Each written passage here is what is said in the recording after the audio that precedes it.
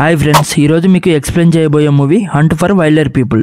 Ricky Baker అనే అబ్బాయికి ఎవరు ఉండరు. రిక్కీ ఎక్కడ ఉంటే అక్కడ అల్లరి చేసి సమస్యలు తెస్తాడు. చివరికి ఇద్దరు దంపతులు రిక్కీని దత్తత తీసుకుంటారు. తర్వాత రిక్కీ వాళ్ళ దగ్గర ఎలా పెరిగాడు, రిక్కీ వాళ్ళ ఇద్దరికి ఎలాంటి సమస్యలు వచ్చాయి అనేది ఈ వీడియోలో చూద్దాం. ఇక స్టోరీలోకి వెళ్లే ముందు నా ఛానల్ ని సబ్స్క్రైబ్ చేసుకొని పక్కనే ఉన్న బెల్ ఐకాన్ ని క్లిక్ చేయండి.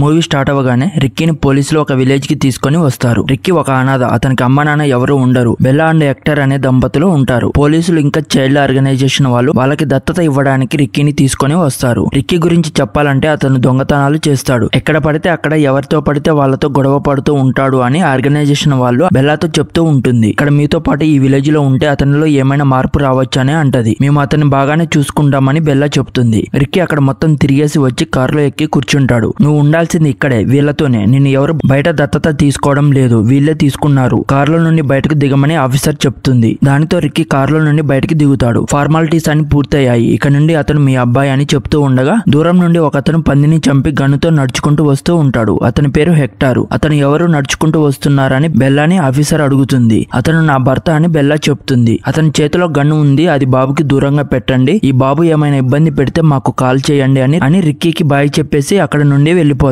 అతని పేరు హెక్టార్. నువ్వు అంకుల్ అని పిలవచ్చని బెల్లా రిక్కీకి చెప్తుంది. అతను పిలవడనే హెక్టార్ అంటాడు. నీకేం కావాలి, ఆకలి అవుతుందా అని రిక్కీని అడుగుతుంది. ఆ రోజు నైట్ రిక్కీ డిన్నర్ చేసేసి రూమ్ లోకి వచ్చేస్తాడు. బెల్లా అతని రూమ్ దగ్గరికి వచ్చి, నీకు రూమ్ నచ్చిందా? నీ రూమ్ లో బుక్స్ బొమ్మలు పెట్టాను, కొత్త రూమ్ నీకు నచ్చిందని అనుకుంటున్నాను అని అతనికి గుడ్ బై చెప్పేసి అక్కడ నుండి వెళ్ళిపోతుంది. అదే రోజు రాత్రి రిక్కీ తన బ్యాగ్ అండ్ టార్చ్ లైట్ తీసుకుని అక్కడ నుండి బయటికి వచ్చేసి పారిపోతాడు. తెల్లారేసరికి ఒక దగ్గర పడుకొని ఉంటాడు. అతను లేచేసరికి బెల్లా అతని పక్కనే ఉంటుంది. నువ్వు మన ఇంటి దగ్గర నుంచి ఒక 1/2 కిలోమీటర్ కూడా రాలేదు అని నవ్వుతూ ఉంటుంది. నేను అలసిపోయి పడుకున్నానని రిక్కీ చెప్తాడు. సరే టిఫిన్ తినేసి తర్వాత నువ్వు పరిగెత్తొచ్చని అక్కడ నుండి రిక్కీని తీసుకొని తన ఇంటికి వస్తుంది. రిక్కీ టిఫిన్ చేస్తూ హెక్టార్ దగ్గరికి వచ్చి, నీ డాగ్ పేరు ఏంటి అని అడిగి, నువ్వేదో ఇవ్వాలి అనుకుంటున్నావంట కదా, ఏంటి అని అడుగుతాడు. నా డాగ్ పేరు జాక్, నన్ను కొంచెం ఒంటరిగా వదిలేయని హెక్టార్ అనేసరికి రిక్కీ అక్కడ నుండి వెళ్ళిపోతాడు. తర్వాత రూమ్ కి వెళ్లి బెల్లా దగ్గరికి వస్తాడు. నువ్వు ఇంకా వెళ్ళిపోలేదా అని బెల్లా రిక్కీని అడుగుతుంది. లేదు అని రిక్కీ చెప్తాడు. మీ దగ్గర అన్ని చనిపోయిన జంతువులే ఉన్నాయని రిక్కీ అంటాడు. అలా కాసేపు మాట్లాడుకున్నాక రిక్కీకి గన్ షూట్ ఎలా చేయాలో, తర్వాత అడవిలోకి నడుచుకుంటూ వెళ్తూ ఉండగా డాగ్ అరవటంతో బెల్లా పంది వచ్చిందని రిక్కీకి చెప్పి పంది దగ్గరికి వెళ్లి దానిని కత్తి తీసుకుని చంపేస్తుంది. దానితో రిక్కీ రక్తం చూసేసరికి కళ్ళు తిరిగి కింద పడిపోతాడు. రాత్రి రిక్కీ పుట్టినరోజు అవటం వలన కేక్ తీసుకుని వచ్చి బెల్లా అండ్ రిక్కీ పాట పాడుతూ ఉంటారు. ఇదంతా హెక్టార్ అదోలా చూస్తాడు. పాట కంప్లీట్ అయిన తర్వాత బెల్లా రిక్కీకి విషయం చెప్పి ఒక డాగ్ ని రిక్కీకి గిఫ్ట్ గా ఇస్తుంది. దానితో రిక్కీ చాలా ఆనందపడుతూ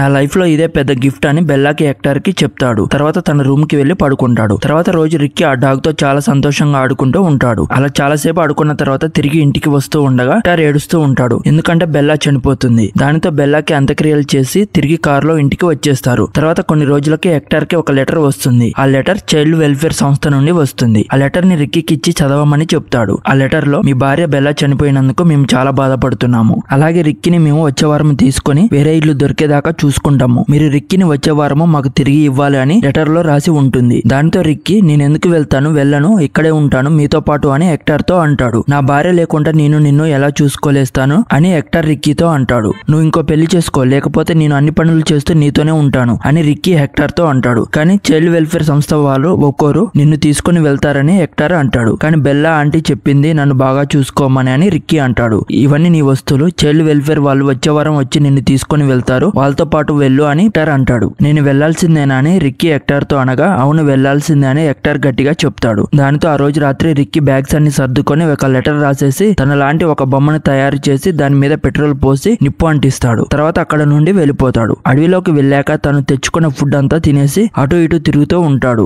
ఆకలి వేయడంతో మళ్ళీ ఇంటికి వెళ్ళాలి అనుకుంటాడు, కానీ దారి తెలియక తప్పిపోతాడు. అంతలో హెక్టార్ వచ్చి, నువ్వు తప్పిపోయావు కదా అని అడుగుతాడు. లేదు, నేను ఇక్కడే ఉందామని ఉన్నాను అని చెప్తాడు. దాంతో హెక్టార్ ఇంటికి వెళ్దాం పదా అని రిక్కీని తీసుకొని బయలుదేరుతాడు. అలా వెళ్తూ ఉండగా మధ్యలో వాన వస్తూ ఉంటుంది. నాకు ఆకలి వేస్తుంది, మనం ఎక్కడికి వెళ్తున్నామో నీకు అర్థం అవుతుందా? అక్కడ పెట్టిన లెటర్ నువ్వు చదవలేదా? నీకు చదవడం రాదా అని హెక్టార్ ని ఏది పడితే అది అంటూ ఉండటంతో హెక్టార్ కి కోపం వచ్చి రిక్కీని కొడదామని రిక్కీని కొట్టడానికి వెళ్ళబోతూ ఉండగా కాలు మడతపడి కింద పడిపోతాడు. రిక్కీ హెక్టార్ దగ్గరికి వెళ్లి నీకు ఎలా ఉంది అని అడిగి దగ్గరికి వెళ్లి లేపి పక్కన కూర్చోపెడతాడు. నాకు ఆకలి అవుతుంది, బాత్రూమ్ వస్తుంది, ఏం చేయాలని హెక్టార్ ని అడుగుతాడు. బాత్రూమ్ వస్తే ఆకులతో తుడుచుకొని రిక్కీతో అంటాడు. అంతలో పోలీసు వాళ్ళు హెక్టార్ ఇంటికి వచ్చి అక్కడ కాల్చి పడేసిన బొమ్మను చూసి హెక్టర్ రిక్కీని ఎత్తుకెళ్లి ఏమైనా చేశాడా అని పోలీసులు అనుకుంటూ ఉంటారు. వాళ్ళు ఎంతో దూరం వెళ్లి ఉండరు. మనం వాళ్ళని పట్టుకోవాలి అని మిగతా పోలీసులకి ఇన్ఫార్మ్ చేస్తుంది. రిక్కీ చెట్టు ఆకులతో హెడ్ ఫోన్ చేసుకొని డాన్స్ చేస్తూ ఉంటాడు. తర్వాత గన్ తీసుకొని వేటకి వెళ్లి ఒక ఫ్లవర్ తీసుకొని వచ్చి హెక్టర్ కి చూపిస్తాడు. ఏంటిది ఇది అని హెక్టర్ రిక్కీని అడుగుతాడు. హెక్టర్ తన వైఫ్ బొమ్మ గీసి తర్వాత తను పట్టిన ఒక చేపని రిక్కీకి చూపించి రాత్రి దాన్ని వండుకొని తింటూ ఉండగా దీన్ని ఎక్కడ పట్టుకున్నావని రిక్కీ అడగ్గా కాలువలో పట్టానని హెక్టర్ అంటాడు. తర్వాత అలా కాసేపు మాట్లాడుకుంటూ నిద్రపోతారు. తర్వాత తెల్లారి వాళ్ళు అక్కడ నుండి బయలుదేరుతారు. అక్కడ నుండి కొంచెం దూరం వెళ్ళాక వాళ్ళకి ఒక హౌస్ కనిపిస్తుంది. అందులోకి వెళ్లి చూడగా వాళ్ళ ఇద్దరు ఫొటోస్ ఉంటాయి. హెక్టర్ తన భార్య చనిపోవడంతో రిక్కీ అనే అబ్బాయిని కిడ్నాప్ చేశాడు. ఎవరికైనా కనిపిస్తే దగ్గరలో ఉన్న పోలీస్ స్టేషన్ లో కంప్లైంట్ ఇవ్వండి అని రాసి ఉంటుంది. అలా చదువుతూ ఉండగా కొంతమంది అక్కడికి వస్తారు. వాళ్ళు వచ్చి రిక్కీని అడుగుతారు, ఈ అంకుల్ ఏమైనా నిన్ను ఇబ్బంది పెట్టాడా, బెదిరించాడా అని.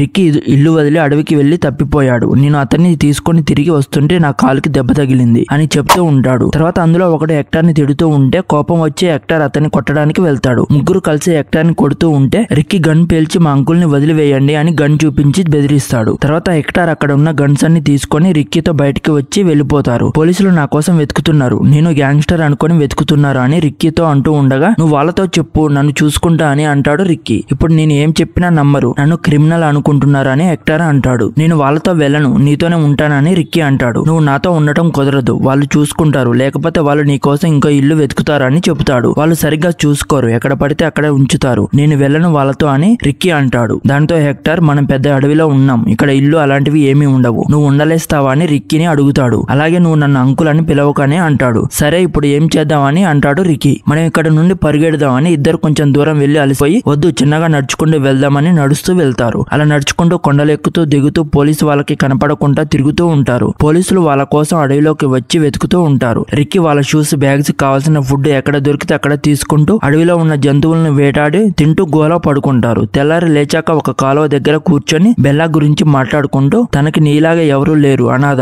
నీలా ఎవరూ లేని పిల్లల్ని చూసుకోవాలని తనకి ఉండేది అని హెక్టర్ రిక్కీతో అంటాడు. మన దగ్గర కెమెరా ఉంటే మనం ప్రూవ్ చేసుకోవచ్చు కలిసే ఉంటున్నామని హెక్టర్ అనటంతో ఒక ఇంటి దగ్గరకు వెళ్లి అక్కడ ఎవరైనా ఉన్నారా అని చూసి లోపలికి వెళ్తారు. ఇల్లు మొత్తం వెతుకుతూ ఉంటారు. రిక్కీ అలా వెతుకుతూ ఉండగా ఒక కట్టెను అడ్డు రావడంతో పక్కకే అంటాడు. అందులో ఒక అతను ఉంటాడు. తను చనిపోయాడు అనుకుంటారు, కానీ బతికే ఉండటంతో రిక్కీని కొండపక్క కొంతమంది ఉంటారు, వాళ్ళని తీసుకొని రా, వాళ్ళు ఇతన్ని బతికిస్తారని చెప్పి రిక్కీని పంపిస్తాడు. రిక్కీ అలా అడవిలో వస్తూ ఉండగా ఒక అమ్మాయి గుర్రం మీద కనిపిస్తుంది. రిక్కీ ఆమెకి జరిగిందంతా చెప్తాడు. ఆమె తన ఇంటికి వెళ్లి పోలీసులకి కాల్ చేద్దామని రిక్కీని ఎక్కించుకొని ఇంటికి తీసుకొని వెళ్తుంది. అప్పుడు ఆ అమ్మాయి అంటుంది, నువ్వు ఎవరో నాకు తెలుసు, నువ్వు టీవీ ఛానల్స్ లో చూపించే రిక్కీనే కదా అని అంటూ ఉండగా వాళ్ళ ఫాదర్ వచ్చి రిక్కీ నువ్వు ఇప్పుడు చాలా ఫేమస్ అయ్యావు, ఎక్కడ చూసినా నీ గురించే, నేను నీతో సెల్ఫీ దిగొచ్చా అని రిక్కీతో ఫొటోస్ దిగుతాడు. తర్వాత ఆ అమ్మాయి రిక్కీ మాట్లాడుకుంటూ ఉంటారు. మీ అమ్మ నాన్న ఎక్కడ ఉంటారని రిక్కీని అడుగుతుంది. మా నాన్న నేను చిన్నగా ఉన్నప్పుడే వదిలి వెళ్లిపోయాడు, మా అమ్మ కూడా నన్ను వదిలేసి వెళ్లిపోయింది అంటాడు రిక్కీ. నేను రాసిన పాట వింటావా అని తను పాడుతూ వినిపిస్తూ ఉండగా రిక్కీ నిద్రపోతాడు. తను లేచేసరికి రిక్కీకి అంకుల్ గుర్తు రావడంతో అక్కడ నుండి హెక్టర్ ఉన్న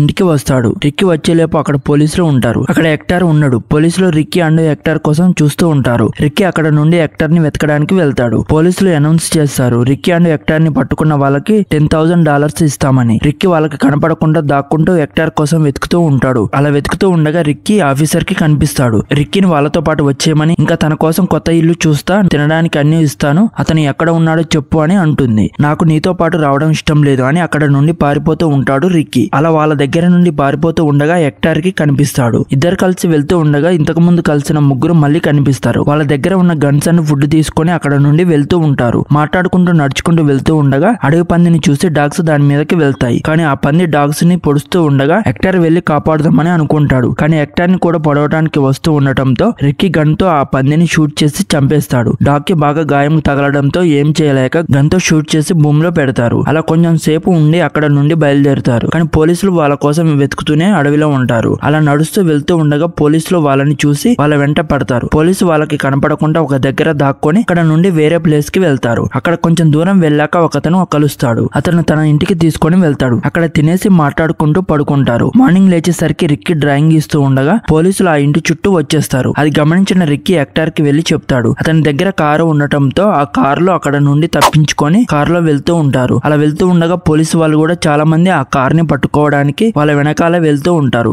ఆర్మీ ఏరియాలో ఎంటర్ అయ్యి పోలీసు వాళ్ళ నుండి అలా తప్పించుకుంటూ కారులో వెళ్తూనే ఉంటారు. రిక్కీ డ్రైవింగ్ చేస్తూ ఉంటాడు. పోలీసులు ఆపమని చెప్తుంటారు, కానీ ఆపకుండా వెళ్తూనే ఉంటారు. ఆర్మీ వాళ్ళు ఎదురు రావడంతో కారు తిప్పి వెనక వెనక్కి వెళ్తాడు. హెలికాప్టర్లు కూడా వాళ్ళని పట్టుకోవడానికి వస్తాయి. ఎదురుగా గోడ అడ్డు రావడంతో దానిని గుద్దేసి కారు బోల్తా పడిపోతుంది. హెక్టర్ కి బాగా దెబ్బలు తగలడంతో హెక్టర్ రిక్కీతో అంటాడు, ఇది గేమ్ కాదు రియల్, మనం వాళ్ళకి దొరికిపోదామని అంటాడు. తర్వాత హెక్టర్ చేతులు లేపి పోలీసులకి లొంగిపోతాడు. కానీ రిక్కీ గన్తో వచ్చి నేను నీతోనే ఉంటాను, మన ఇద్దరం ఒక ఫ్యామిలీ అని చెప్తూ ఉండగా గన్ను ఆటోమేటిక్ గా షూట్ అయ్యి హెక్టర్ కాలికి తగిలి కింద పడిపోతాడు. దాంతో పోలీసులు వచ్చి హెక్టర్ ని పట్టుకొని రిక్కీ దగ్గరికి వెళ్లి రిక్కీని పట్టుకొని కారులో ఎక్కించి అక్కడ నుండి తీసుకొని వెళ్తారు. తర్వాత కోర్టుకి తీసుకుని వెళ్లి ఇంతకుముందు కలిసిన వాళ్ళందరూ వచ్చి సాక్ష్యం చెప్పడం వలన హెక్టర్ కి జైలు శిక్ష పడుతుంది. రిక్కీని వేరే హౌస్ కి పంపిస్తారు. అలా కొన్ని డేస్ జైల్లోనే ఉండి బయటకు వస్తాడు. తర్వాత రిక్కీ హెక్టర్ ని కలవడానికి వస్తాడు. ఇక్కడ ఉండలేకపోతున్నాను, నేను కూడా నీతో వస్తానని హెక్టర్ అనటంతో ఇద్దరు మళ్ళీ కలిసి అడవిలోకి వెళ్తారు. అలా వాళ్ళిద్దరు మళ్ళీ వాళ్ళ జీవితం కలిసి స్టార్ట్ చేస్తారు. దీంతో మూవీ కంప్లీట్ అవుతుంది. నా ఎక్స్ప్లెనేషన్ కనుక మీకు నచ్చినట్టయితే నా ఛానల్ ని సబ్స్క్రైబ్ చేసుకొని లైక్ అండ్ కామెంట్ చేయండి. దీనివల్ల ఈ వీడియోని మరింత మంది చూస్తూ ఉంటారు. Thank you.